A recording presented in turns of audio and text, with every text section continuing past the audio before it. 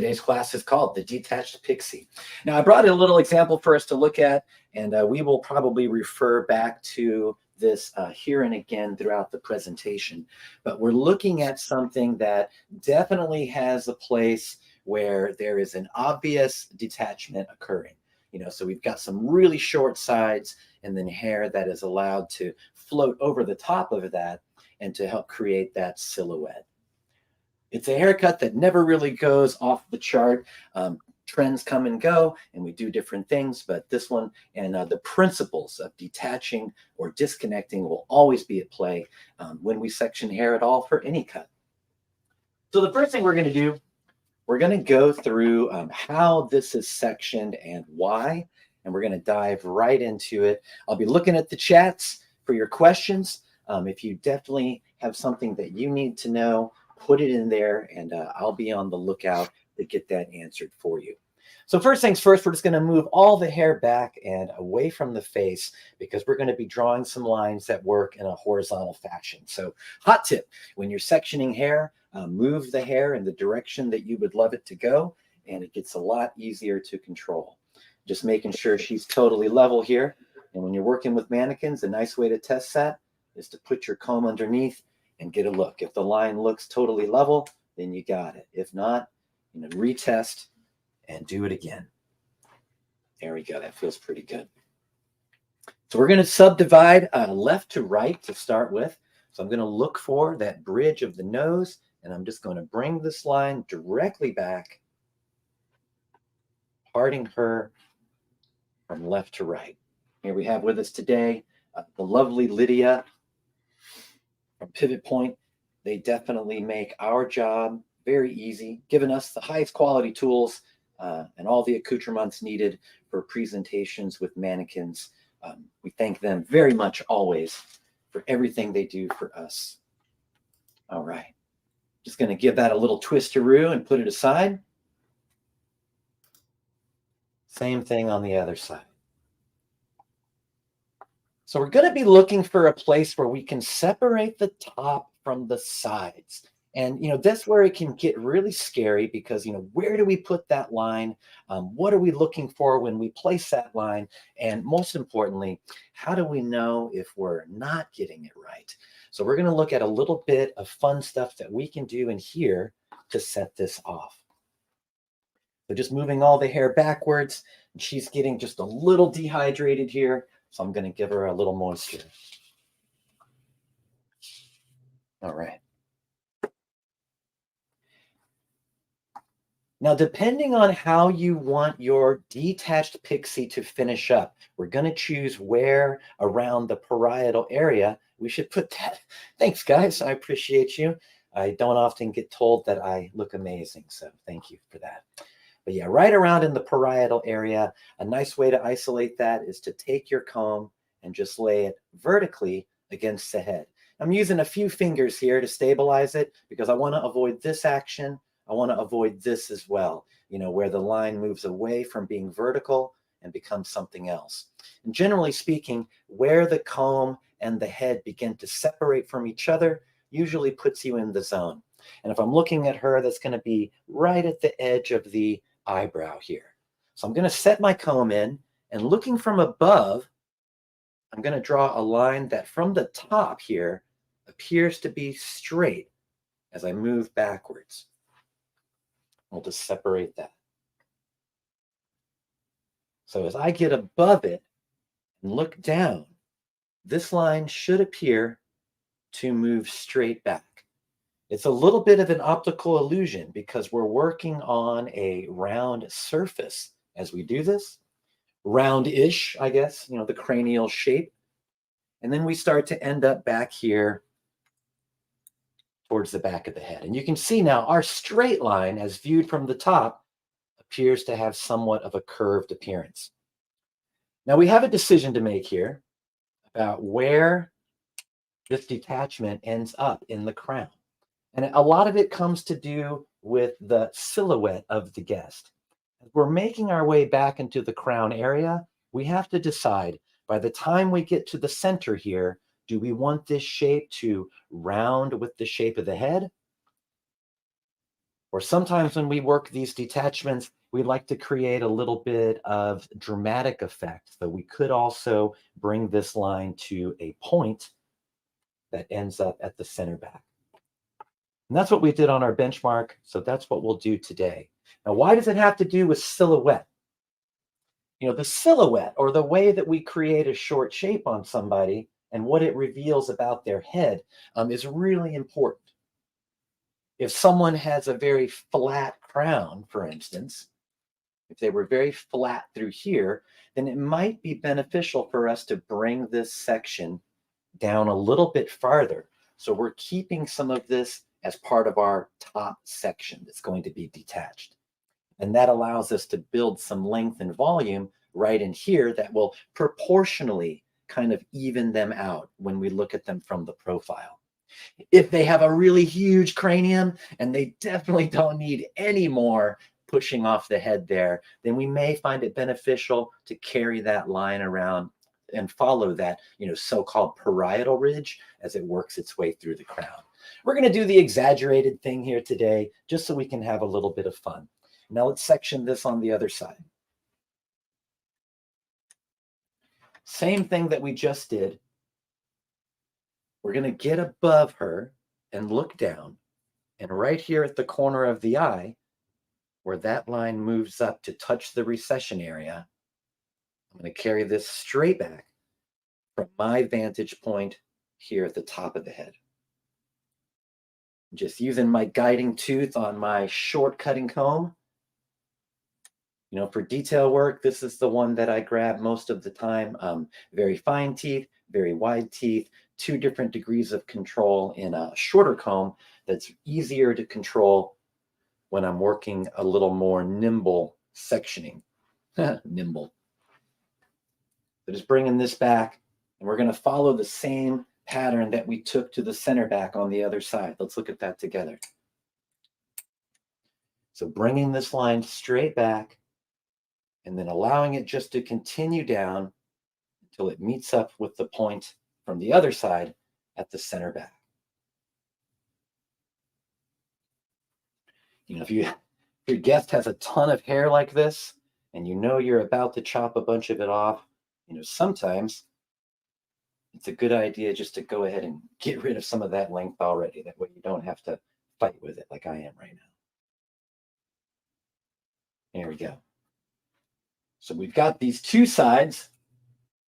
We're just going to comb them together, isolate them into one section, and just clip it away for now. And we get this parting that moves back and into the crown. Just cleaning that up on this side. That way I get a pretty good match. And now we'll just comb this up and put it away.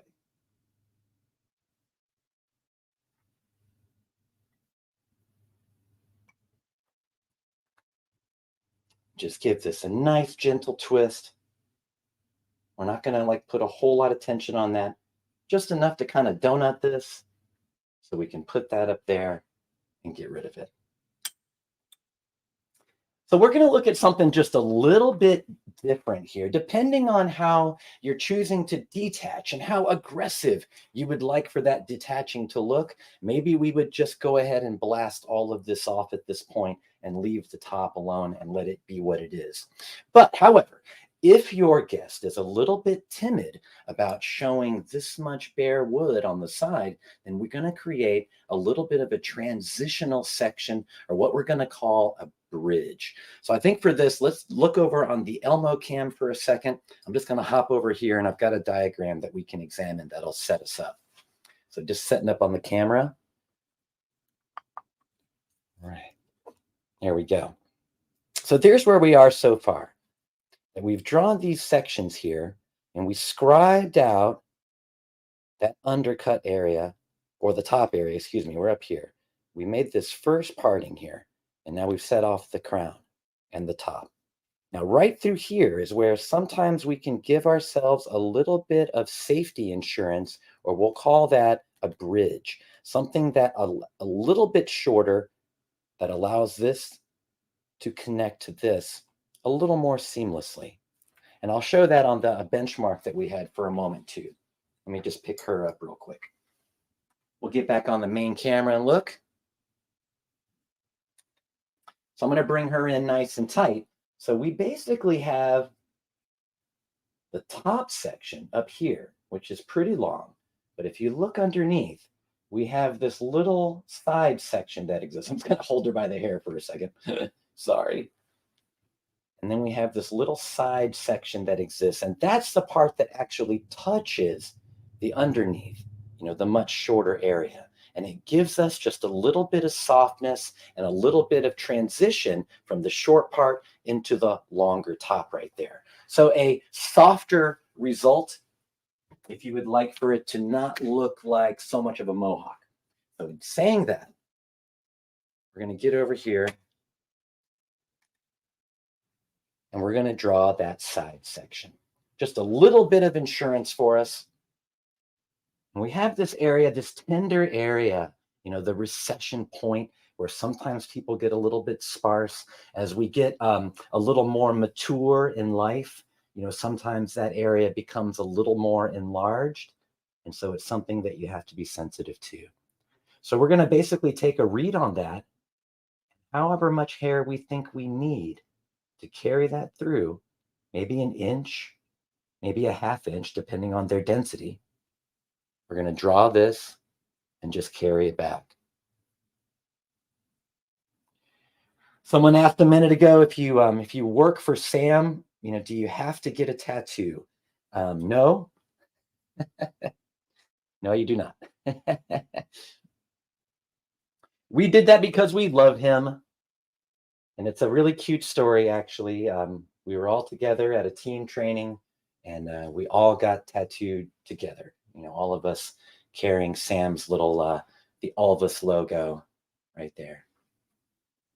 You don't have to, though, but there are certain privileges that you will not enjoy if you don't get the tattoo. I'm kidding. All right, going to the other side here. We're going to draw that same section, giving ourselves a little bit of insurance.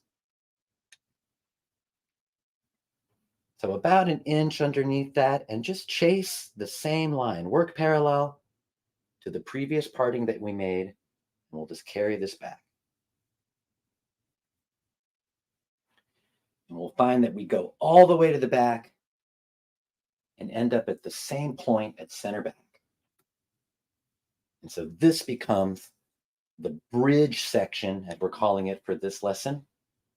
Just something that'll carry the long to the very short a little more seamlessly, a little softer for someone that loves the idea of a detached pixie, but is maybe a little bit nervous about committing all the way. So we end up with these sections. From the top to the middle to the side. We're just going to set her aside for now. She was just our sectioning model. And we're going to bring up our technical model, the model that we're going to work on for the cut. I took the liberty of doing the undercut prior to the class just because I didn't feel like I would make you guys suffer and looking through me just blasting a bunch of hair off. But I did leave one side for us to look at together so I can feature the tool that we're giving away today, which is the 42-tooth reversible blending shear, an amazing tool. It is one of my primary shears in the salon on the daily. You can do entire haircuts with this thing, a very powerful blending scissor, as we're about to demonstrate. So what we're going to do here on the side is just work off all of this hair that we really don't need. So for this, I am going to take advantage of the reversible handle on this, which allows me to hold it whichever way I want, meaning, do I want teeth on the bottom? Do I want teeth on the top? Teeth on the top is what we're going to do right now because that is the most advantageous position for actually cutting and removing lots of hair. If I work the other way, teeth on the bottom, this is optimal for if I was just going to be skimming over the surface of a short haircut that I've done already and just blending sections together. But if I really want to disappear hair, it works like this. Let me demonstrate. Here's teeth on the bottom. Not a lot happens, as you can see. You know, basically it made one cut, whatever hairs happened to be trapped on the top of the teeth right there. And then as you can see, the rest was driven into the crevices between the teeth. And there it remains, just kind of getting pounded there by the blade, but not getting cut. So if we want to see the opposite happen, effective, then we're going to put the teeth on top and watch. It will, in actually a few cuts, actually give you a pretty soft and blended line. And you get all this. Now we're going to work with the teeth going down and just softly scissor over comb. What I love about using the blender on work like this is that it gives us a very soft, velvety finish. It doesn't leave as many hard lines. Now you'll have some little pokey outies because that's the nature of using a blending scissor. So after we're done, we'll go back with a regular shear and just clean up any interlopers, any people that are intruding that do not belong there. So just knocking that off there. Definitely think about using your blending scissor for shear over comb, especially if you're nervous about what could happen. It definitely gives you a softer results. Now I'm just taking my regular scissor and softly detailing around the ear. You know, you can take it and reverse your grip on it where I'm holding it regular, and then I'm going to allow it to kind of roll over in my hand to where the tang comes out between my pinky and ring finger. And now the blade is positioned going down. And I can work that with the thumb. And just kind of bracing my hand here, giving myself a little bit of stability. I can work around the ear. You know, letting that blade just sort of touch the skin. It's not going to hurt as long as I don't pick it up and reinsert it. So just letting that blade sit there and working my way around. Going from underneath the same way. And just detail that until you're happy. And also until they're happy. They have to be happy too. We work our way around, just taking off anyone that doesn't belong. And then, like we said, if we worked with the blending shear, then we'll take our regular shear at the end and skim over the surface. And I'm not looking to reshape or cut anymore. I'm just looking for any little hairs that may be poking out farther than the base. Blending scissors and razors, no matter how hard you try, they usually leave some little friends behind that you've got to go back and get. So now we've got that taken care of. And we're going to drop down our bridge section here and begin to detail this into shape. You know, arguably, this is the most important section that takes place because it's the one that contacts the shortest part, and the length that's provided here is going to protect this precious area, the recession area, and then also bridge us into the top hair, which we can have a lot of fun with and just shred texture if we want to, because the details are going to be handled already. Pouncing off the skull a little bit there because it was clipped up for a while. So I'm just going to re-dampen this. Okay, oh, we'll drop the comb. No panic, everyone. I'm wearing my Barbicide shirt here. Just clean that up for us real quick. Got a question there. What's the difference between the teeth up versus teeth down on the reversible blending shears? Well, we talked about that a second ago. And that is basically if the teeth of the blending shear are pointing up, then it's going to be not an effective hair cutting scissor, but a great little blender as we skim over short hair. Rolling the teeth over on top makes it a hair cutting scissor. And we're going to do a little bit of that right now to demonstrate. I'm going to lower her just a little bit because I'm a shorty. And that's going to put me in position nicely. Now we're going to take a first section here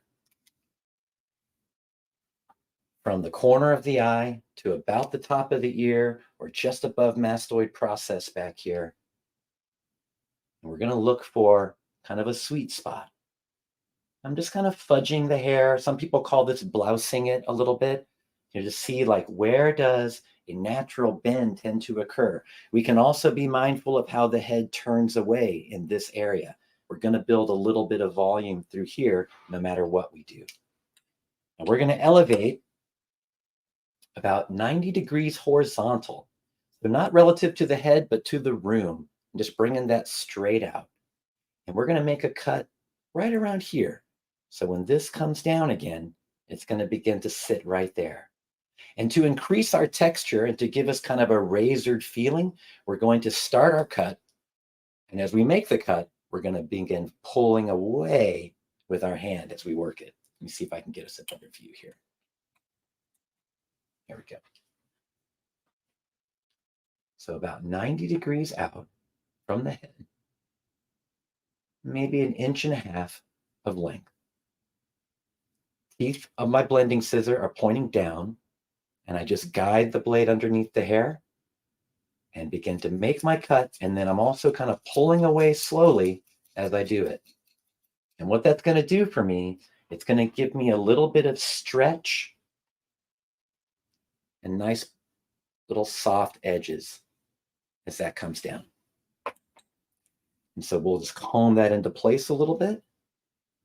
And I like what's happening, you know, so for my conservative guest, you know, the person who's maybe wants to feel edgy or sassy, what do they say? And then, but they're not super comfortable with showing off a shaved side. You can see how that's already fitting in there really nicely and creating a sense of softness. So we're going to keep it going. Now, decisions that we can make as we work our way towards the back of the head. You know, around the top of the ear, you know, the apex on the side of the head, after we cross this line, the head begins to curve away as we move towards the back of the head. So the finger angle that we choose as we work our way back can increase length as we work our way towards the back of the crown. The movement is called over direction, a side to side movement that increases length or weight in the opposite direction. So from the top of the ear to the corner back here, we're actually going to maintain a finger angle that goes straight back this way. From the top view, that's going to look something like this. As you can see the head kind of curving away as it moves here, we're going to maintain our finger angle straight. And so you can see at this area where the head begins to move away, we're going to start to get an increase of length because the hair is going to have to travel farther to reach that cutting position. So here we go. Taking a little bit of what I cut before, just as a guide. A 90-degree elevation out from the head. My finger rotation relative to the section, I'm going to stay parallel. So here we had a little bit of downward angle. My finger position stayed parallel to that. It wasn't straight. It followed that curve. Same thing here. We're going to allow it to curve backwards a little bit. Let me see if I can get underneath this here. There we go. And I'm just going to set the blade underneath. And as I make my cuts, I'm going to start to pull away until I run out of hair. And because we're keeping our fingers parallel to this parting, you'll also notice that this line follows that same curve. Coming around to the back now. Right here. Let me actually switch sides for this. As we move this way, our fingers will stay parallel to the parting as it curves down. And now we stayed this way, our line maintaining that position, moving towards the back of the head. You can see the over direction taking place, and you can see already the difference in length between this hair at the top and this hair at the bottom. So it's going to gain a little bit of length as it moves towards the back of the head. Just pulling out slowly as I cut, so I get that nice stretch on those ends and a soft texture. We comb this down. Oh, got one that we missed. Bring that over and take it out. Teeth going down. I hope you guys are excited about that giveaway.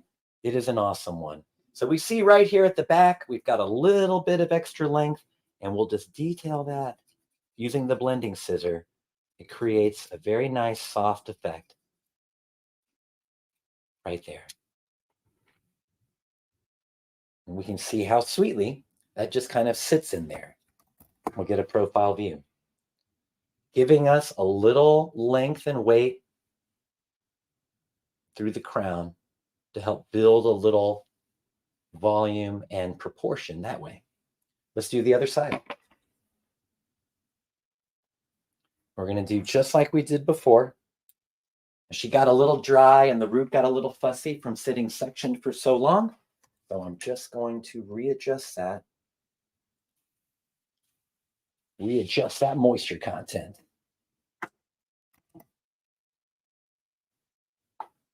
All right. Thank you all for your questions so far. Appreciate the engagement. It gets lonely in this little room. So I love feeling like I'm not alone. Thank you. Here we go. First section right there. Notice that we're working with just about as much hair as, let's just get to that second knuckle, maybe a little bit beyond.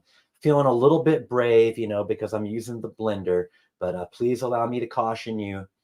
You can still slice yourself pretty good with a blender. Actually, it's more of like a bite wound. So be careful. If you're going past that second knuckle, just know that you're losing a little bit of tension and things may get a little dicey there. 90 degrees out from the head, finger rotation or finger position following the parting, about 1.5 inches off the head. We're going to set that blade underneath, teeth on top. And as we make our cut, we're going to be pulling away nice and easy. And you can see the nice little stretch and almost razored effect that we get on those ends. And I'll just kind of smoosh it into place there. I've heard people say, give it a zhuzh, to see what it wants to do. And yeah, we're getting that nice little bit of airy texture sitting on top of that short underneath. Top of the ear to corner back. We're going to do the same thing. So notice that my finger position or finger rotation stays parallel to the parting as it is kind of curving down and back. So will my fingers. I'll grab a little bit of what we just cut just to serve us as a guide. And then once again, blade goes underneath. And as we make our cut, we're pulling away.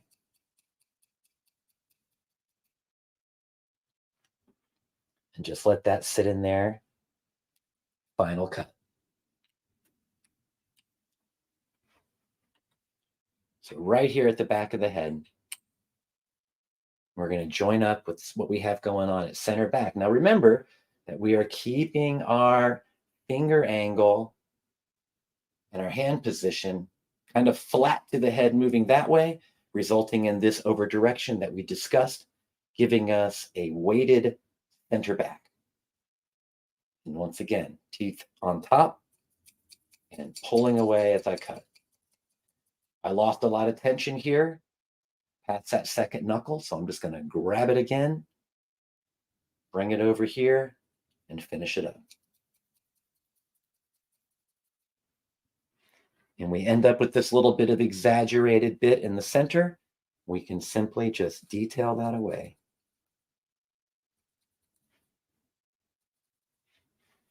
I like using my blending scissor for highly textured cuts, especially if the guest is afraid of the razor. And they have every right to be. I've heard many stories and I've seen razor cuts that didn't go so well. And you can understand why people get a little sketchy when we see that come out. Now we're going to work a little bit of razor up top just for fun since we're talking about it. And we'll be using our razor that comes in the kit. Great little guy. I love it. I use it all the time in the salon. The safety razor.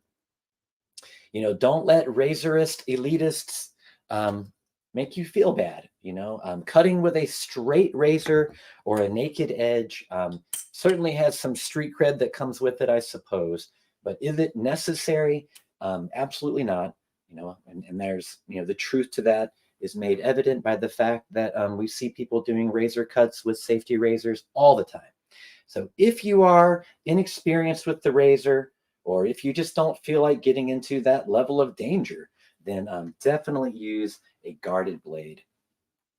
A lot of the rules that apply to razor cutting are there as someone's education system. I, for myself, have gone to the mountaintop and taken a lot of razor classes, guarded edges and straight razor. And what I can tell you is that most of the principle-based rules that come from razor cutting are based on one simple idea: don't hurt yourself or anyone if you can help it. And so most of the mechanical instruction or ergonomics involve the blade always moving away from your person versus coming towards you. You know, if it's a naked blade, then you certainly, could get yourself in trouble if you pull that too hard towards the face. However, we're totally safe here today, so we're just going to have some fun. If you're afraid of the razor, then definitely try this out. A very fun blade to work with. And razor cutting is a hoot. And we haven't seen it featured at high trend levels in a long time, which lets us know, get ready. It's coming back. If you haven't seen it for a while in Western trends, that usually means look out, here it comes pretty soon. Now we're going to find a spot in the crown here. What we're looking for is where we're going to create our shortest length that's going to connect to what's going on under here. One thing I've discovered, and I'm sharing with you personal experience or opinion, so take this for what it's worth. Most of the trouble that I've gotten in over the years, 19 years cutting hair, when disconnecting or detaching these pixies is back here. If we make this too weighty, and if it sits like a giant disconnected lump back there, it just looks kind of off somehow. And most people don't enjoy seeing their detaching or their disconnecting happening so much back here. But as we move closer to the front, we become a lot more forgiving. I can handle a big flap up here because it looks cool. If I have a big flap in the back, sometimes not so much. And that's why you'll often hear an experienced hairdresser say, don't do that. So we're going to look at how we can blend these together. We've got this one side ready to go.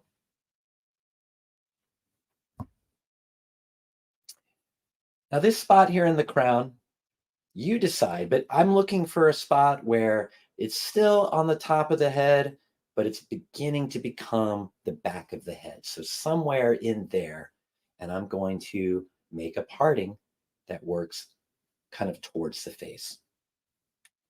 Now, what we're going to do is from this point that we've isolated in the crown, we're going to begin to work in kind of a radial sense. So almost like spokes on a wheel coming away from this center point that we're going to establish in the crown.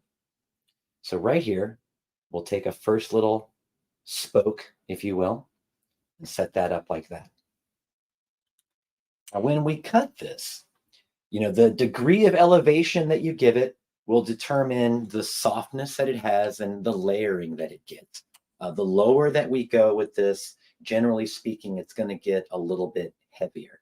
So what I think we should do is take a little bit of what's going on underneath and use that as a guide that we know we need to go as short as, if not shorter, not longer, and then we can blend this to it. And we're going to bring this up at about, let's say, 45 degrees to the room, or anything that is diagonal between the two 90s. And so as I see that guide beginning to fall out at the bottom there, I'm going to take my razor and just kind of hold it like a pencil. And from the top, I'll begin to make some nice medium strokes. Good tension.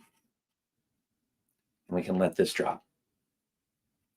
Now, when you're done, don't let it just poke out. Fuss it back into shape a little bit. Let yourself have that satisfaction. We're going to work around to the next spoke and do the same thing.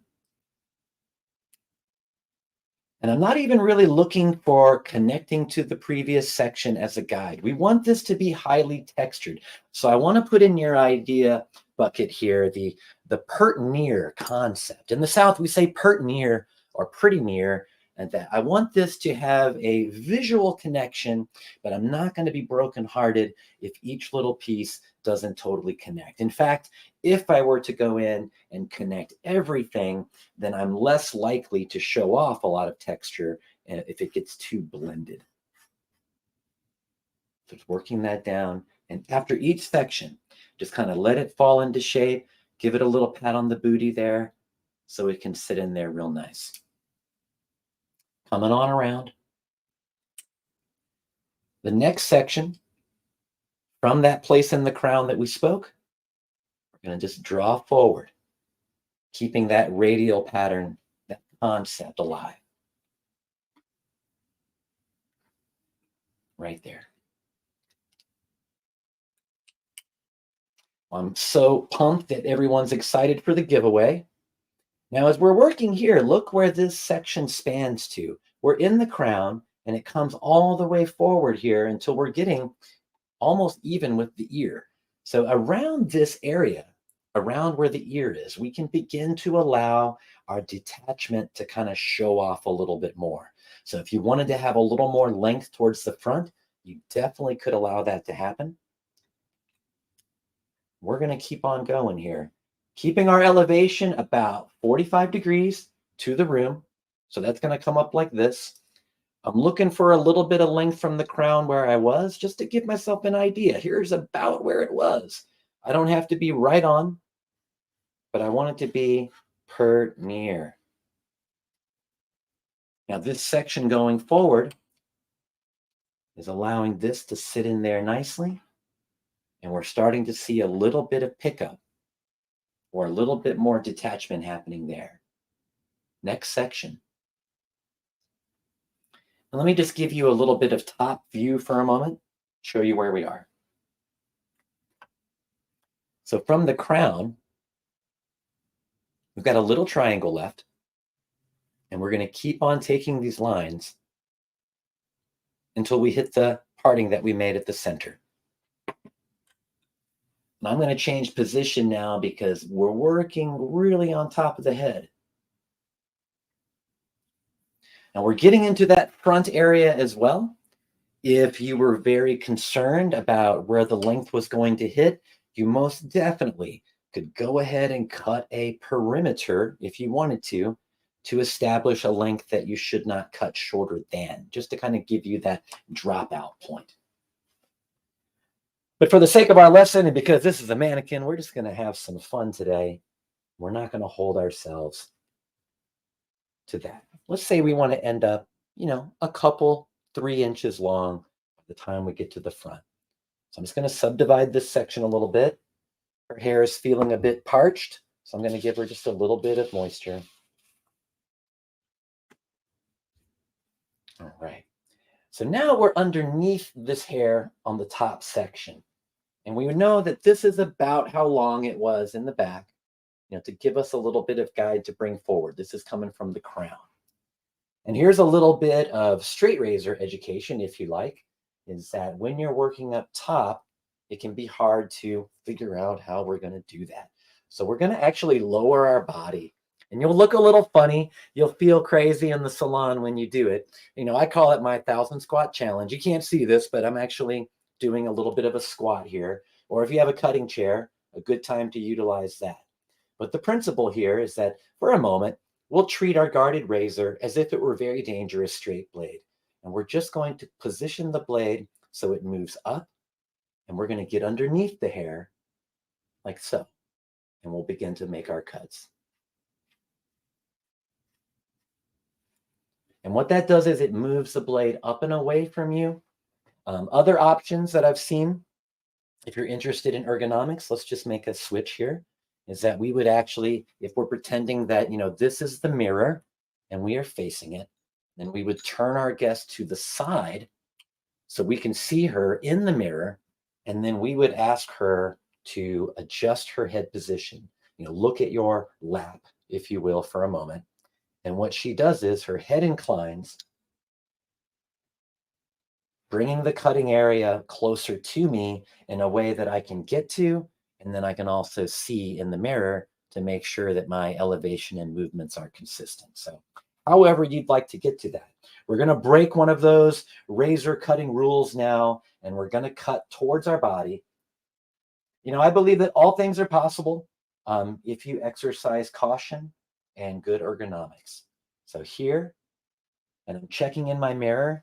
So here, this looks like about 45 degrees. It appears to be nearly horizontal to the room, but then I'm also kind of eyeballing the head form and seeing that it's coming off the head that way. And there's her face letting me know. So coming in over the top now, and I am going to cut towards myself, but I'm going to be gentle about it. Nice medium strokes. And ending up with a couple of inches towards the face. We'll take our last section here, and we'll just keep her in this position for a moment. Ma'am, if you would please just continue to keep your head there. Is your neck okay? Maybe just check in with them like that as you move through the cut. I'll say little things like, let me know if you need a break. Like I said, I've been doing cutting hair now for 19 years, and it does have an effect on the body. So you've got some shoulder pain and back pain sometimes after a while. But what's important to know is that, I should have been moving them a long time ago. So those of you that are watching right now, please, let me look at you. Please keep your back straight, keep your shoulders back. Don't text neck yourself all day behind the chair. And for Pete's sake, move them before you move yourself. Okay? It'll really help as you invest for a long and satisfying career. Keep your posture good. So we have a question. How often does someone come to you with long hair and ask for a pixie? Not really that often.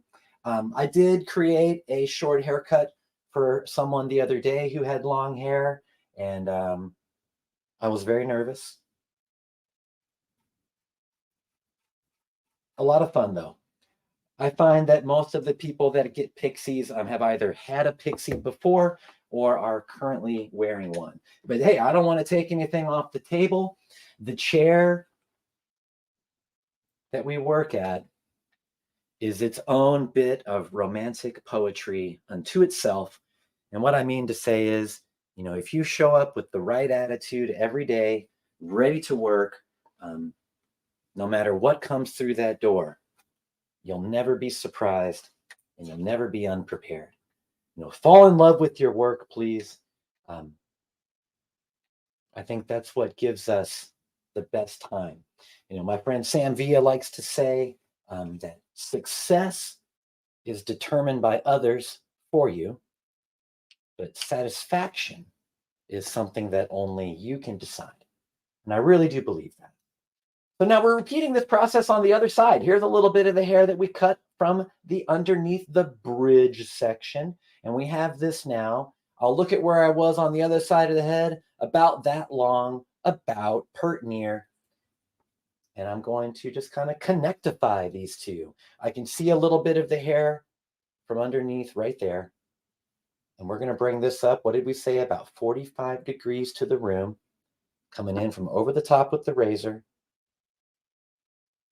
And just making some nice medium strokes. And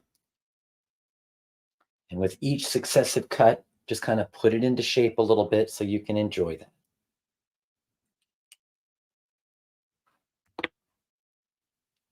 And like I said, working in those nice radial partings, coming off that place in the crown that we isolated. Let me turn a little towards you. In fact, I'll switch over to the other side for a better view. So here we go. About 45 degrees up here.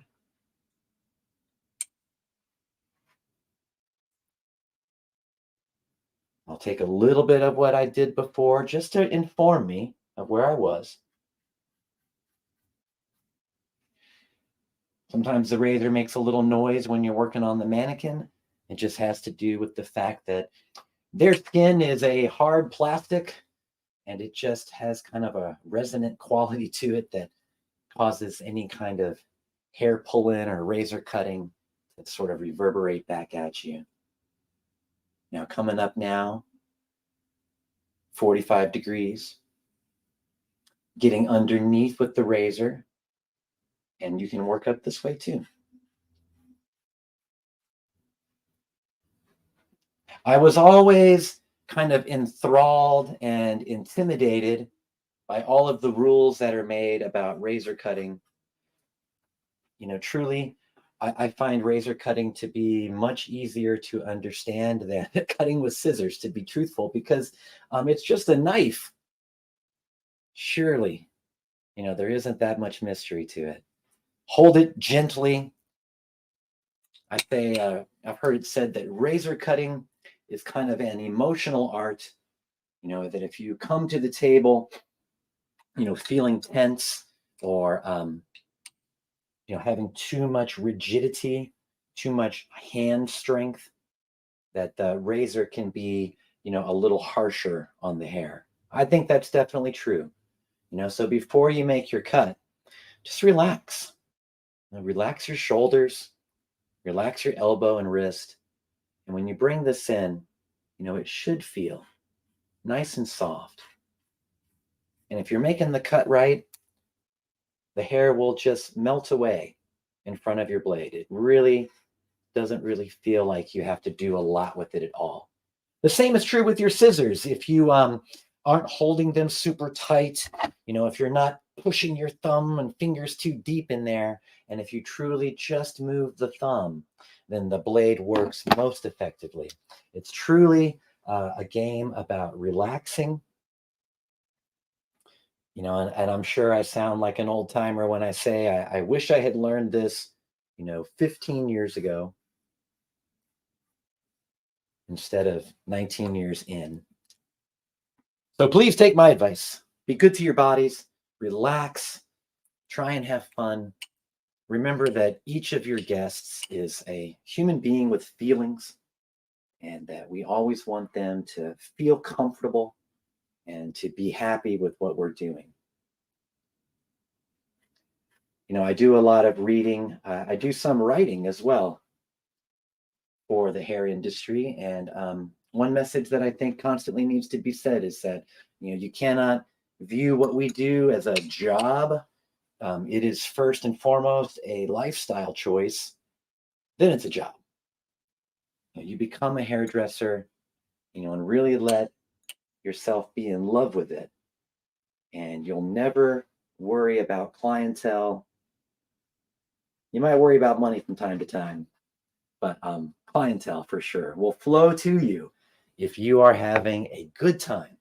And if you're having a good time, then that also means that you will naturally keep your education up. You'll be interested in learning new things, connecting with other industry professionals and seeing what you can learn from each other. All of those things are part of the equation for being a successful hairdresser. So always be having fun. So here's our detached pixie for today. Once again, you can see that we did have a little bit of fun with it. We allowed this nice little point to build up. I've had people allow me to do this, and then at the end say, you know what, I don't really like that so much. Can we do something about it? And so if you come to that situation, then what we would do is from top of the ear, we resection those lines. And instead of over directing those away to a cutting position that exists out here, that we would round with the head and cut those two. And you would end up with something that kind of fades away a little bit higher on the silhouette, if that's what you need. So let me bring back our original. Basically, nice short sides. That's what gives us the detached feeling, is the implication of absence of hair. That's what makes it such a gutsy haircut, and that's why people admire it so much, because they're thinking in the back of their mind, man, I would never do that. So we make it nice and soft by creating that bridge section. One last time before, as we're bringing ourselves to a close, let me jump back over to the Elmo cam just for a moment, and we'll just talk about some of the sectioning that we had. If you are into making a screenshot, this would be a fine time.